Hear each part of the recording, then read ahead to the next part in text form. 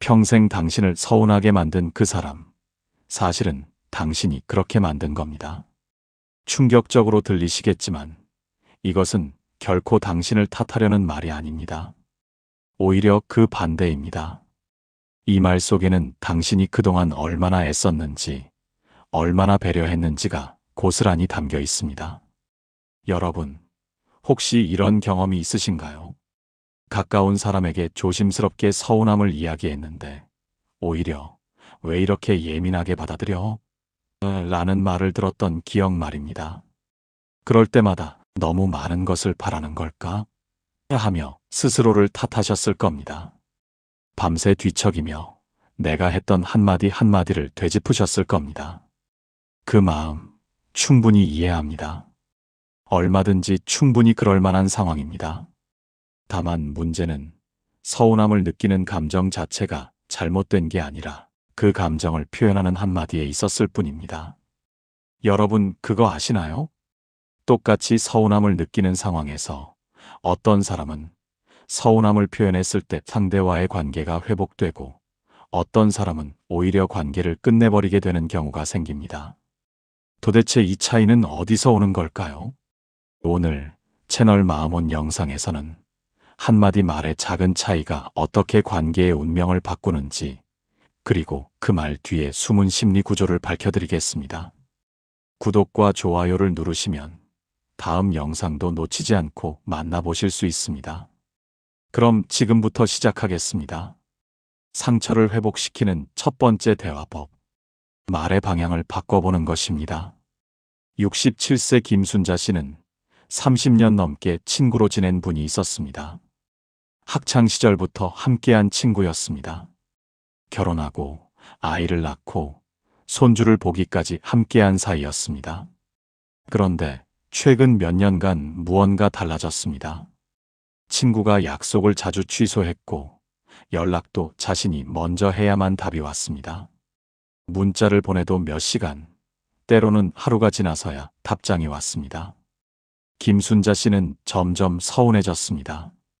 그러던 어느 날 김순자 씨는 우연히 들은 강연에서 한 가지를 배웠습니다.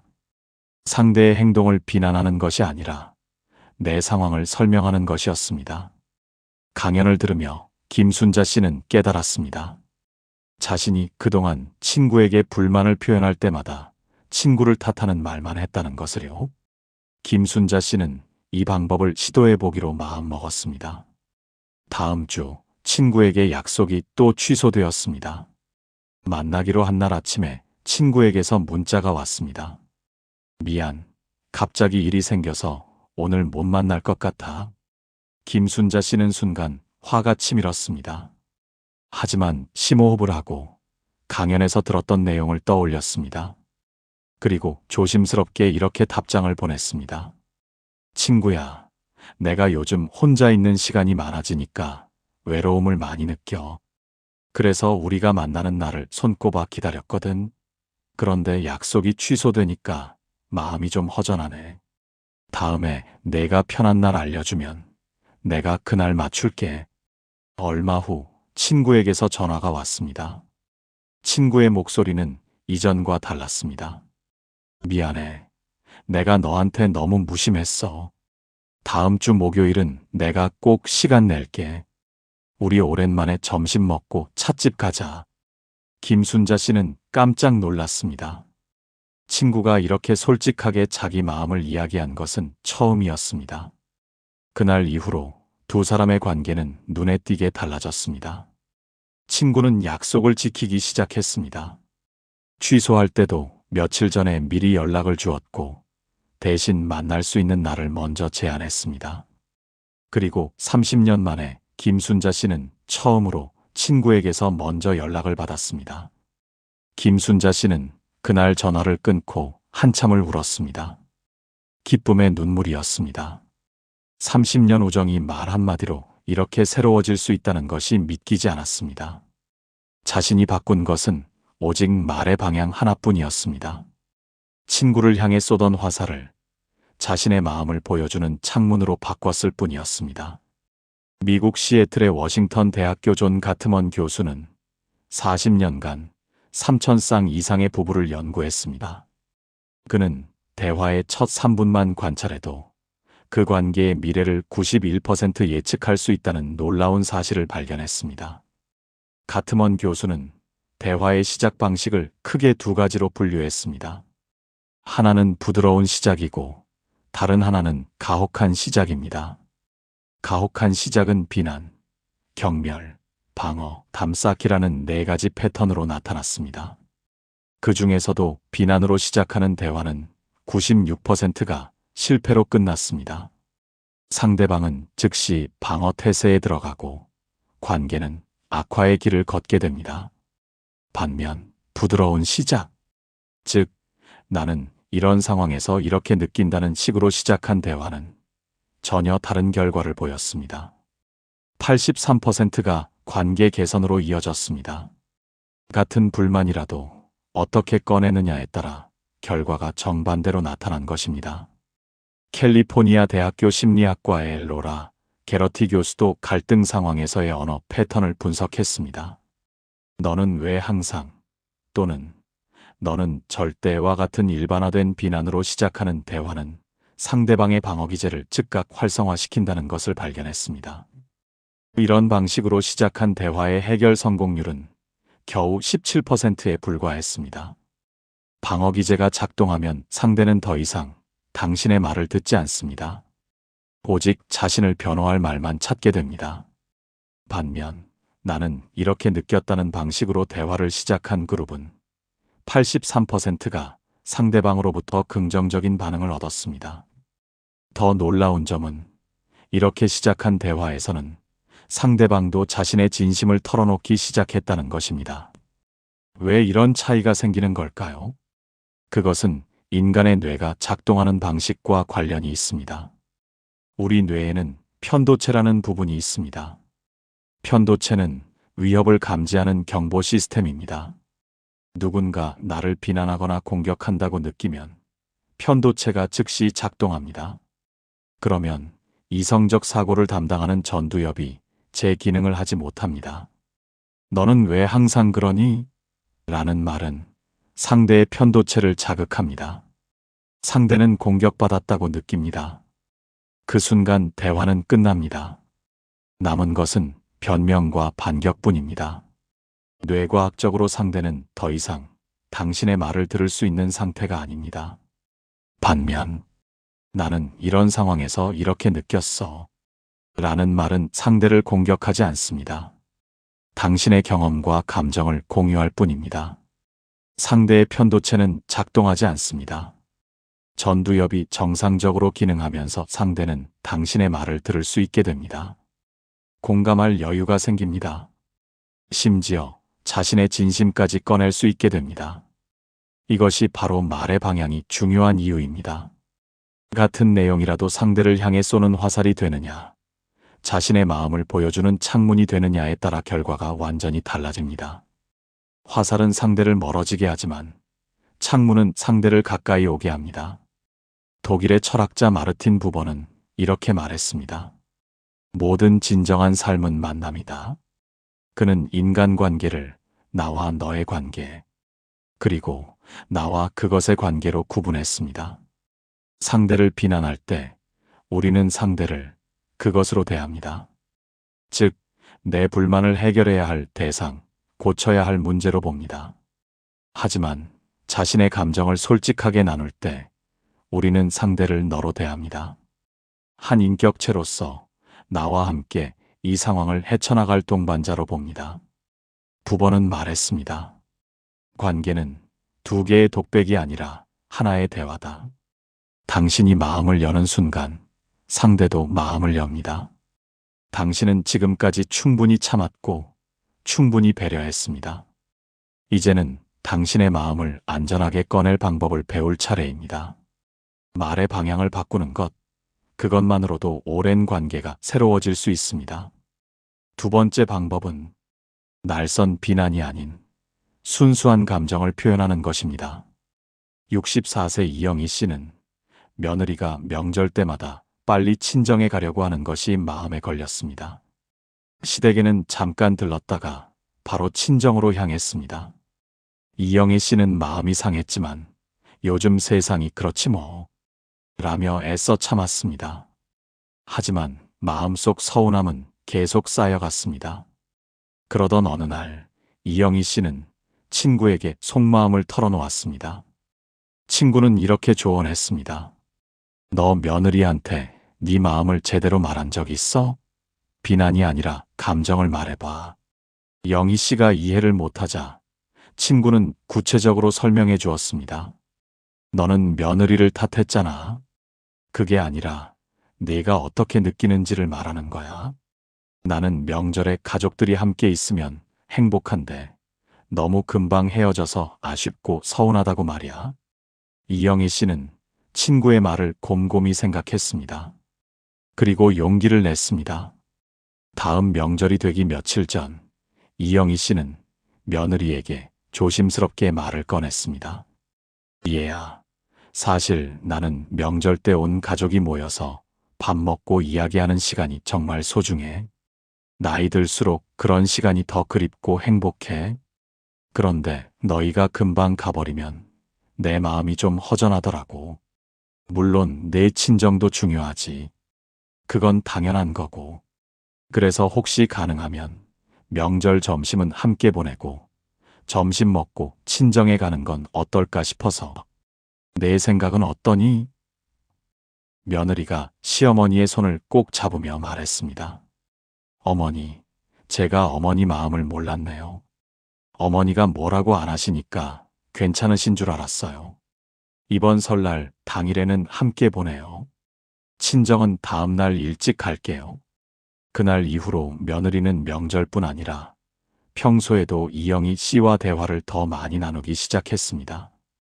예일대학교의 사회심리학자 클레이 알더퍼는 인간의 기본 욕구를 연구하면서 관계 욕구의 중요성을 강조했습니다. 그는 사람들이 자신의 감정을 정직하게 표현할 때, 즉, 비난이나 요구가 아닌 순수한 감정 공유를 할 때, 상대방도 자신의 진실한 감정을 드러낸다는 것을 발견했습니다. 알더퍼의 실험에서 참가자들은 두 그룹으로 나뉘었습니다. 첫 번째 그룹은 불만 상황에서 당신은 이렇게 했다 라는 식으로 상대의 행동을 지적하도록 했습니다. 두 번째 그룹은 나는 이렇게 느꼈다 라는 식으로 자신의 감정을 표현하도록 했습니다. 결과는 명확했습니다. 첫 번째 그룹의 대화는 80% 이상이 논쟁으로 발전했습니다. 상대방은 방어적으로 나왔고 서로 감정만 상했습니다. 반면 두 번째 그룹의 대화는 75% 이상이 상호 이해로 이어졌습니다. 더 놀라운 것은 두 번째 그룹의 경우 상대방도 자신의 속마음을 털어놓기 시작했다는 점입니다. 미국의 심리학자 칼 로저스는 이것을 일치성이라고 불렀습니다. 한 사람이 진정성 있게 자신의 내면을 드러내면 상대방도 자신의 가면을 벗게 된다는 것입니다. 진심은 진심을 부릅니다. 당신이 용기 내어 진심을 보여주면 상대도 진심으로 답합니다. 많은 분들이 오해하시는 것이 있습니다. 내 마음을 말하면 약해 보이지 않을까? 내가 상처받았다고 말하면 상대가 더 무시하지 않을까? 라는 두려움입니다. 하지만 실제로는 정반대입니다. 자신의 감정을 솔직하게 말하는 것은 약함이 아니라 용기입니다. 그것은 상대에게 나는 당신과의 관계를 소중히 여기고 그래서 내 진심을 보여주고 있다는 메시지를 전달합니다. 반면 비난은 나는 당신을 문제로 본다는 메시지를 전달합니다. 시어머니가 화를 냈다면 며느리는 방어했을 겁니다. 하지만 시어머니가 자신의 허전함과 그리움을 이야기했을 때는 공감했습니다. 왜일까요? 비난은 상대를 위협하지만 감정 공유는 상대를 초대하기 때문입니다. 또한 감정을 비난 없이 전달하면 상대방은 당신이 원하는 것을 정확히 알게 됩니다. 명절을 좀 더 오랫동안 함께 보내면 좋겠다는 구체적인 제안은 며느리에게 명확한 방향을 제시했습니다. 며느리는 무엇을 해야 할지 정확히 알게 되었고 기꺼이 그렇게 했습니다. 프랑스의 철학자 시몬 베우는 이렇게 말했습니다. 주의는 가장 순수한 형태의 관대함이다. 그녀가 말하는 주의란 상대방을 있는 그대로 보고 들으려는 노력입니다. 당신이 비난이 아닌 감정을 말할 때 당신은 상대에게 주의를 기울일 기회를 줍니다. 상대는 당신의 비난에 반응하는 대신 당신의 마음에 주의를 기울일 수 있게 됩니다. 당신의 감정은 약점이 아니라 선물입니다. 그것을 비난의 칼날로 날카롭게 만들 필요는 없습니다. 있는 그대로 부드럽게 건네주십시오. 그러면 상대도 그만큼 부드러워질 것입니다. 세 번째 방법입니다. 요구를 멈추면 사랑이 시작됩니다. 68세 박민수 씨는 아내와 40년을 함께 살았습니다. 퇴직 후 시간이 많아지면서 아내와 함께 산책을 하고 싶었습니다. 하지만 어떻게 말해야 할지 막막했습니다. 그동안 아내가 귀찮아하던 기억이 떠올랐기 때문입니다. 박민수 씨는 우연히 읽은 책에서 한 문장을 발견했습니다. 요구는 저항을 낳고 설명은 이해를 낳는다. 그는 이 문장을 곱씹었습니다. 자신이 그동안 아내에게 요구만 했다는 것을 깨달았습니다. 산책을 하자고만 했지 왜 그게 자신에게 중요한지는 말하지 않았습니다. 박민수 씨는 다르게 말하기로 결심했습니다. 다음 날 저녁 박민수 씨는 아내에게 조심스럽게 말했습니다. 여보, 내가 직장 다닐 때는 시간이 없어서 대화는커녕 얼굴 보기도 힘들었지.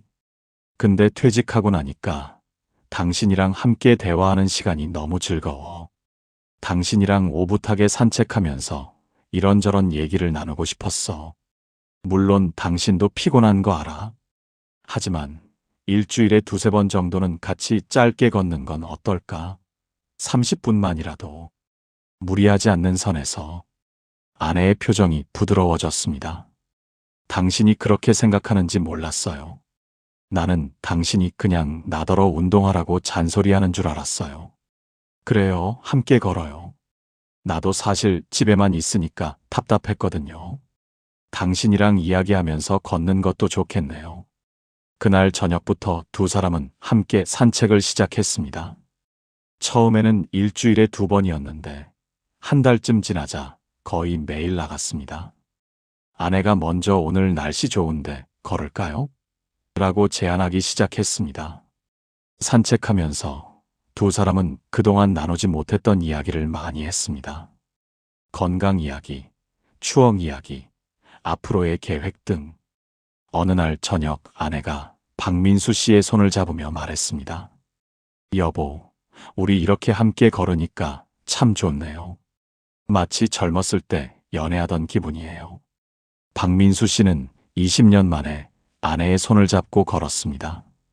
그리고 깨달았습니다.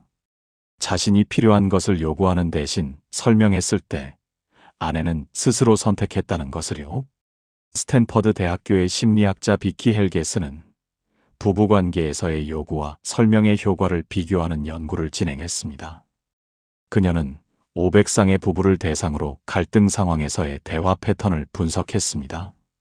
연구 결과 요구하는 말투를 사용한 경우 상대방의 순응도는 겨우 23%였습니다.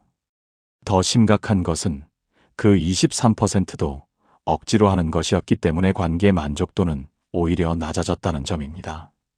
반면 설명하는 말투를 사용한 경우는 완전히 달랐습니다. 나는 이런 이유로 이것이 필요하다. 이것이 나에게 이런 의미가 있다. 와 같은 방식으로 말했을 때 상대방의 순응도는 68%로 급증했습니다. 3배 가까이 높았습니다. 더 중요한 발견은 장기적 효과였습니다. 요구로 순응을 얻은 경우 상대방은 억지로 한다는 느낌을 받았고 관계 만족도는 오히려 낮아졌습니다.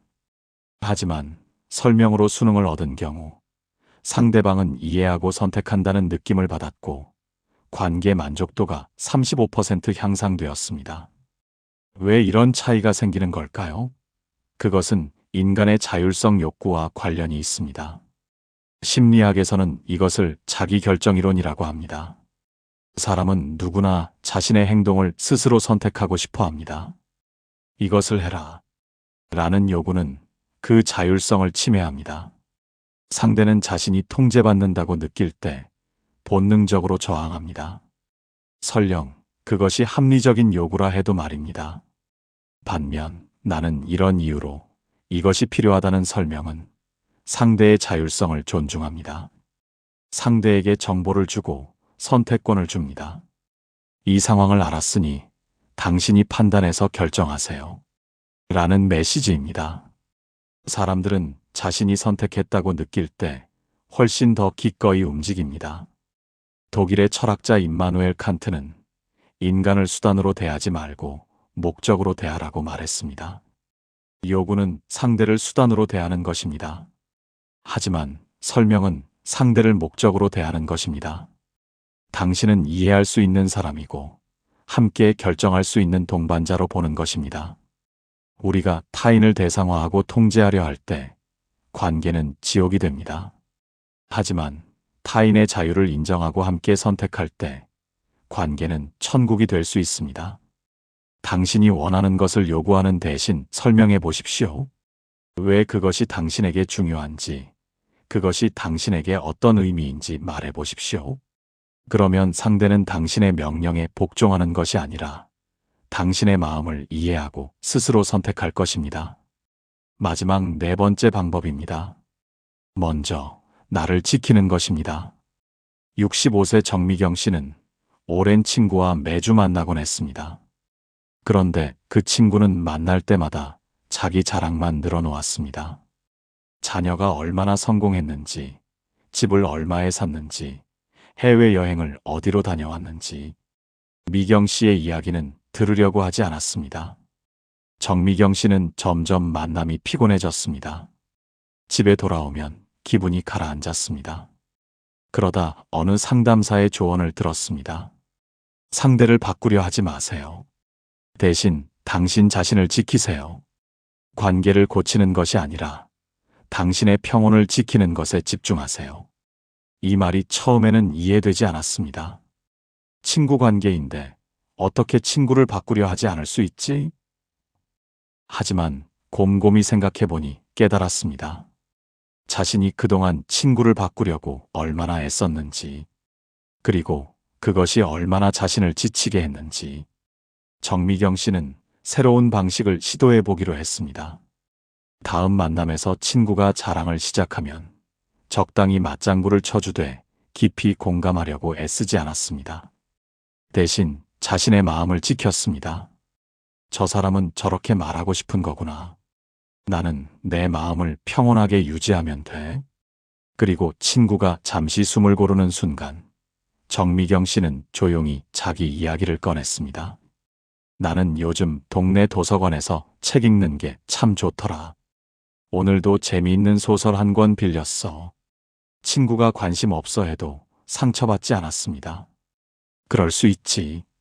이 사람은 원래 자기 이야기에만 관심이 있는 사람이니까. 놀라운 변화가 일어났습니다.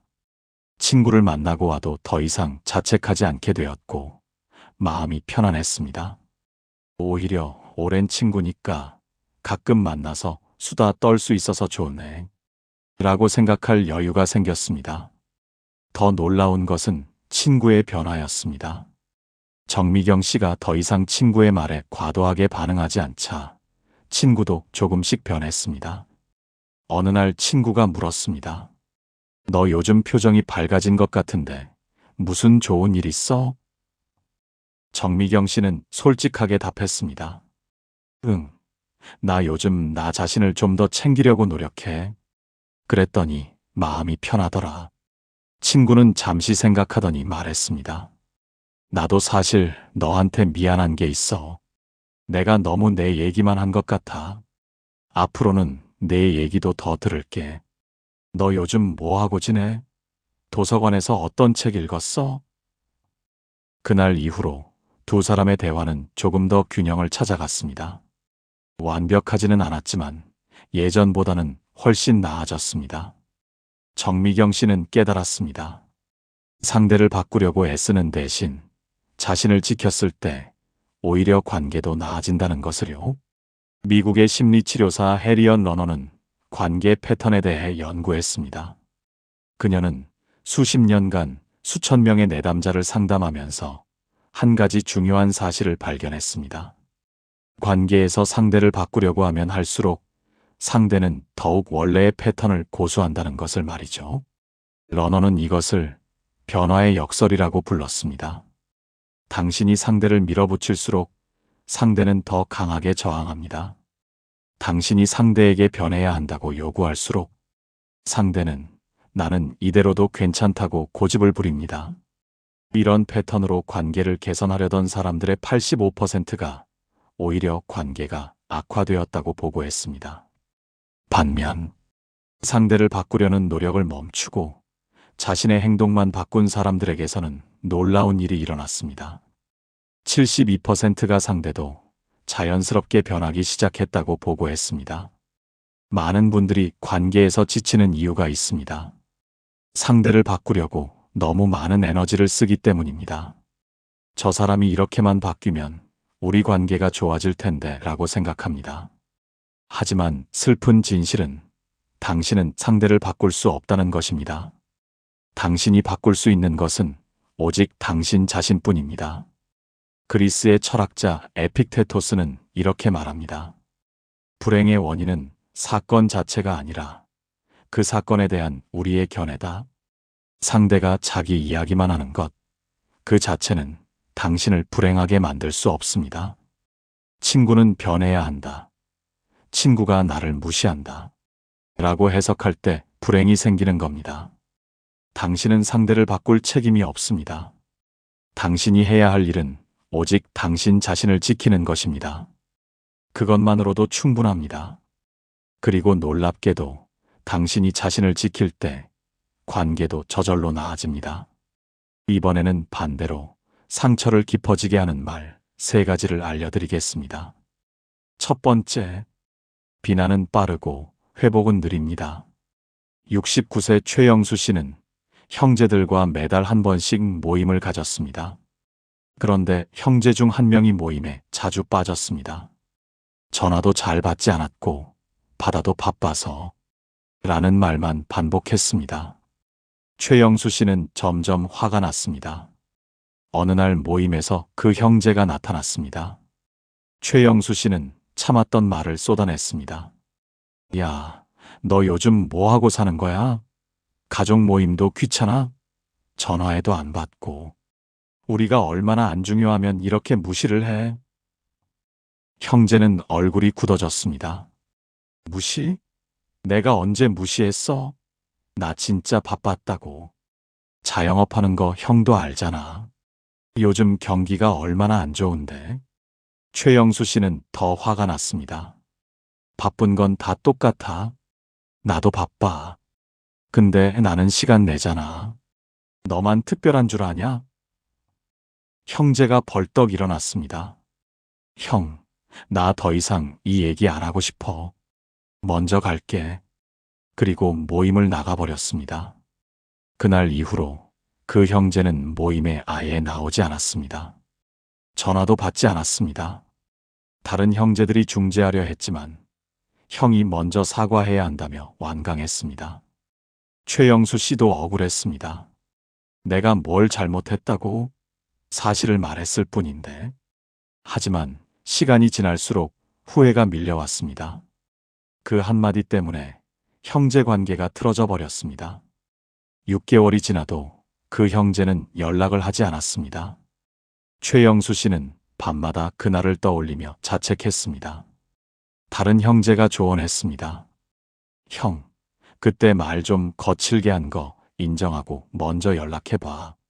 최영수 씨는 자존심이 상했습니다. 하지만 결국 견디다 못해 전화를 걸었습니다. 야, 그때 내가 좀 심하게 말한 것 같다. 미안하다. 형제는 차갑게 답했습니다. 형, 미안하다는 말로 다 되는 게 아니야. 형은 나를 무시하고 비난했어. 나도 나름 힘들게 살고 있는데 형이 그렇게 몰아붙이니까 정말 기분 나빴어. 한동안 만나고 싶지 않아. 그리고 전화를 끊었습니다. 그로부터 1년이 지난 지금도 두 형제의 관계는 회복되지 않았습니다. 다른 형제들이 애를 써도 소용없었습니다. 최영수 씨는 그날의 한마디를 평생 후회하고 있습니다. 오하이오 주립대학교의 심리학자 브래드 부시머는 분노 표현과 관계 손상에 대한 장기 연구를 진행했습니다. 그는 1200명의 사람들을 10년간 추적 관찰하면서 갈등 상황에서의 첫 문장이 관계에 미치는 영향을 분석했습니다. 연구 결과는 충격적이었습니다. 비난으로 시작한 대화의 89%는 관계 악화로 이어졌습니다. 그중 42%는 관계가 완전히 단절되었습니다. 반면 나는 이렇게 느꼈다는 식으로 자신의 감정을 표현한 경우 73%가 관계 회복으로 이어졌습니다. 더 심각한 것은 회복 시간이었습니다. 비난으로 상처받은 관계는 평균 18개월이 지나야 회복되기 시작했고 일부는 영원히 회복되지 않았습니다. 반면 감정 표현으로 시작한 대화에서 생긴 갈등은 평균 2주 이내에 해결되었습니다.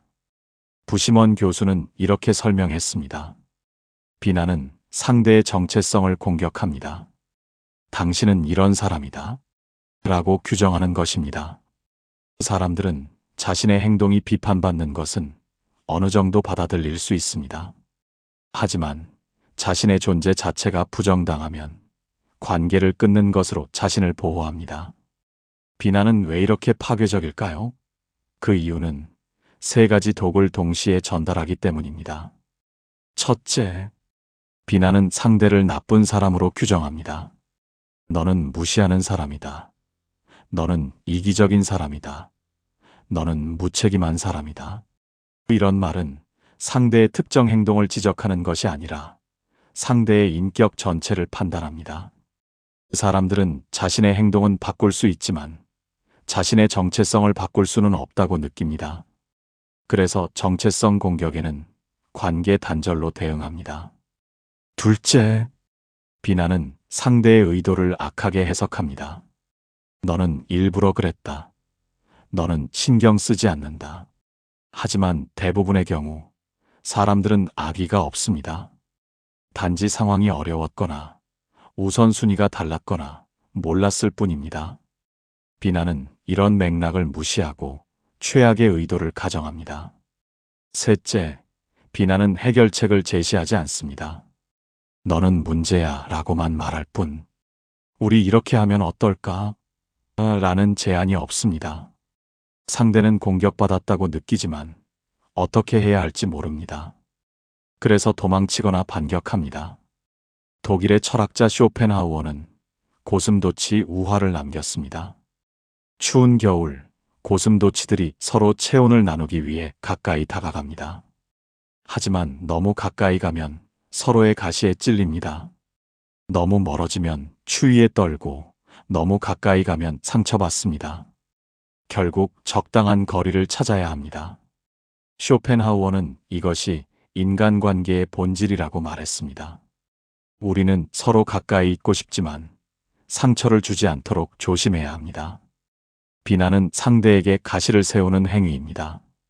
비난은 쉽습니다. 하지만 그 쉬운 한마디가 관계를 영원히 망가뜨릴 수 있습니다. 말을 꺼내기 전에 한 번만 더 생각해 보십시오. 이 말이 상대를 향한 칼이 되지는 않을지 말이죠. 두 번째, 라벨을 붙이면 정말 그렇게 됩니다. 66세 한경자 씨는 딸과 사이가 좋았습니다. 딸이 결혼하기 전까지는 말입니다. 딸이 결혼 후 남편 쪽 가족과 더 가까이 지내는 것 같았습니다. 명절도 남편 쪽에서 보내고 주말에도 시부모님을 자주 찾아갔습니다. 한경자 씨는 섭섭했습니다. 딸에게 전화해도 통화가 짧았고 만나자고 해도 바쁘다는 핑계가 많았습니다. 그러던 어느 날 한경자 씨는 딸에게 이렇게 말했습니다. 넌 원래 그런 애였어. 어릴 때부터 엄마보다 아빠를 더 좋아했잖아. 결혼하고 나서도 똑같네. 넌 항상 다른 사람들한테 더 잘해. 엄마는 내 우선순위가 아니야. 딸은 깊이 상처받았습니다. 엄마, 그게 무슨 말이야?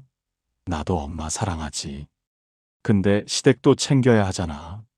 며느리 입장도 좀 생각해줘. 한경자 씨는 멈추지 않았습니다. 며느리 입장? 그럼 딸 입장은? 넌 착한 며느리가 되려고 엄마는 버리는 거야. 넌 원래 그런 애야. 자기만 생각해. 딸은 울면서 전화를 끊었습니다. 그날 이후로 딸은 더욱 연락을 줄였습니다. 한 달에 한 번 의무적으로 전화할 뿐이었습니다. 만남도 거의 없었습니다. 한경자 씨가 만나자고 하면 바쁘다는 대답만 돌아왔습니다. 한경자 씨는 더욱 서운해졌고 또 이렇게 말했습니다. 넌 진짜 변했어. 결혼하고 나서 완전히 다른 사람이 됐어. 냉정해졌어. 딸은 더 이상 변명하지 않았습니다. 그냥 미안해. 라고만 했습니다. 2년이 지난 지금 딸은 명절에만 잠깐 들르고 평소에는 거의 연락하지 않습니다. 한경자 씨는 외롭습니다. 다른 친구들은 딸과 가깝게 지내는데 자신만 딸과 멀어진 것 같습니다. 하지만 어떻게 회복해야 할지 모릅니다. 딸에게 사과하려 해도 딸은 괜찮아, 신경 쓰지 마, 라며 마음의 문을 닫았습니다. 스탠퍼드 대학교의 캐럴 드웩 교수는 한 실험에서 학생들을 두 그룹으로 나누었습니다. 첫 번째 그룹 학생들에게는 너는 수학을 못하는 아이야 라고 말했습니다. 두 번째 그룹 학생들에게는 너는 이번 시험에서 실수를 했구나. 다음에는 더 잘할 수 있어 라고 말했습니다. 6개월 후 첫 번째 그룹 학생들의 성적은 평균 23% 떨어졌습니다. 그들은 나는 원래 수학을 못한다고 믿었고 노력을 포기했습니다. 반면 두 번째 그룹 학생들의 성적은 평균 18% 향상되었습니다. 그들은 나는 실수했지만 고칠 수 있다고 믿었고 계속 노력했습니다. 너는 원래 이런 사람이야 라고 규정하면 그 사람은 실제로 그렇게 됩니다. 이것을 피그말리온 효과라고 합니다. 한경자 씨가 만약 이렇게 말했다면 어땠을까요? 딸, 엄마가 요즘 좀 외로워. 너 보고 싶어. 물론 내가 시댁도 챙겨야 하는 거 알아. 그래도 가끔 시간 내서 엄마랑도 밥 한번 먹자. 사랑해. 이렇게 말했다면 딸은 죄책감 대신 공감을 느꼈을 것입니다. 하지만 한경자 씨는 딸을 규정했고 딸은 마음의 문을 닫았습니다.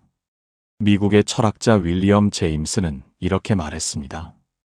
인간 본성에서 가장 깊은 원리는 인정받고 싶은 갈망이다. 사람은 규정당하는 것이 아니라 이해받고 싶어 합니다. 한경자 씨의 딸도 마찬가지였습니다. 딸은 나쁜 딸로 규정당하는 것이 아니라 힘든 상황에서 최선을 다하는 딸로 이해받고 싶었습니다. 사람은 고정된 존재가 아닙니다. 매일 변하고 성장하고 노력합니다. 상대를 넌 원래 그래 라는 틀에 가두지 마십시오. 과거가 아니라 현재를 보십시오. 그러면 미래가 열립니다. 마지막 세 번째입니다. 표현하지 않으면 존재하지 않습니다. 63세 송미선 씨는 남편과 40년을 함께 살았습니다. 그동안 큰 갈등 없이 평범하게 살아왔습니다. 그런데 남편이 퇴직한 후 두 사람 사이에 균열이 생기기 시작했습니다. 남편은 하루 종일 집에 있으면서 미선 씨가 하는 일에 관심이 없었습니다. 아내가 아파서 누워 있어도 말 한마디 없었습니다. 힘든 일을 이야기해도 남편은 TV만 보거나 신문을 읽었습니다. 송미선 씨는 외로웠습니다. 그리고 어느 날 참았던 감정이 폭발했습니다. 당신, 내가 지금 얼마나 힘든지 알아요? 내 감정에 대해서는 관심도 없죠. 당신은 나를 사랑하기는 한 거예요? 남편은 당황했습니다. 뭔 소리야? 나 당신 사랑하지. 왜 갑자기 그래? 송미선 씨는 더 화가 났습니다. 사랑한다면서 왜 내 말은 안 들어요? 어디가 아픈지 묻지도 않고 당신은 내 마음을 이해하려는 노력조차 안 하잖아요. 남편은 방어적으로 나왔습니다. 나도 내 나름대로 신경 쓴다고. 당신이 뭘 원하는지 모르겠어. 내가 뭘 어떻게 해야 하는 건데? 대화는 평행선을 달렸습니다. 남편은 나는 충분히 잘하고 있다고 생각했고, 송미선 씨는 남편은 나를 전혀 이해하지 못한다고 느꼈습니다.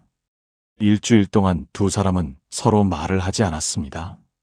결국 송미선 씨가 먼저 말을 걸었지만 또 같은 방식으로 다퉜습니다. 두 사람 사이의 거리는 점점 멀어졌습니다. 노스웨스턴 대학교의 심리학자 일라이 핀켈은 관계에서의 기대에 대해 연구했습니다. 그는 놀라운 사실을 발견했습니다. 관계에서 가장 해로운 기대 중 하나가 상대는 내 마음을 알아서 알아야 한다는 것입니다. 핀켈 교수는 800쌍의 부부를 연구했습니다. 그 중에서 상대가 내 마음을 알아줬으면 좋겠다 라는 기대가 높은 부부일수록 관계 만족도가 낮았습니다.